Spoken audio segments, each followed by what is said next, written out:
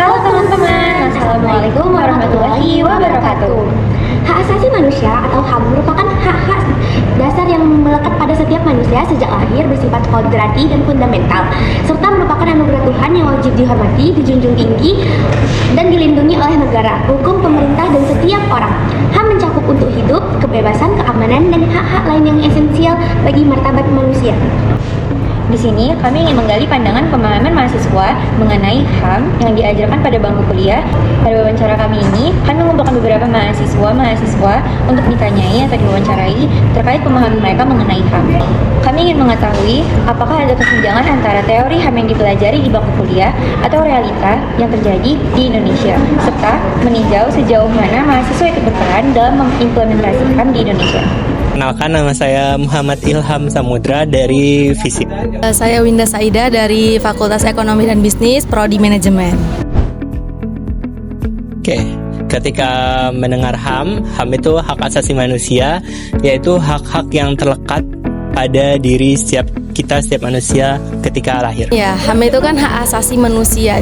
Udah jelas kan di situ hak asasi manusia. Berarti setiap hak-hak manusia itu ada gitu tercatat di semua, kayak haknya untuk memberi pendapat, haknya untuk mendapat pembelaan, dan hak-hak lainnya. Kenapa HAM itu penting ya?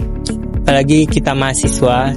Jadi udah jadi tugas kita lah sebagai mahasiswa untuk kritis terhadap isu-isu yang beredar tentang HAM itu sendiri. Jadi kita bisa menyuarakan dan bisa mengkritisi kasus-kasus HAM yang terjadi di sekitar kita. Karena kan apalagi di kuliah ini ya, kadang lingkungannya itu yang dia tuh lingkungan ini, circle-nya yang bagian ini, circle-nya bagian itu pasti pisah-pisah. Jadi kan setiap orang itu harus ruang untuk dia berbicara, mengunjukkan ininya lah, ekspresinya gitu. Jadi nggak dibiarkan diam gitu aja.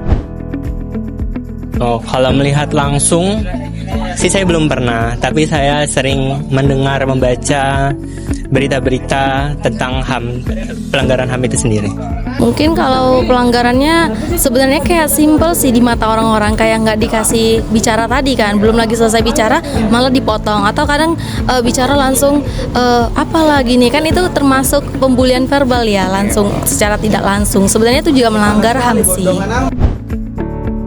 Menurut saya tergantung mahasiswa itu sendiri ya. Kalau yang peka itu mungkin yang mengerti tentang pentingnya HAM itu. Mungkin ada juga yang kurang peka karena dia kurang tahu juga bagaimana pelanggaran HAM itu sangat merugikan. Menurut saya peka, tapi kurang tahu juga nih kalau ke yang lainnya ya.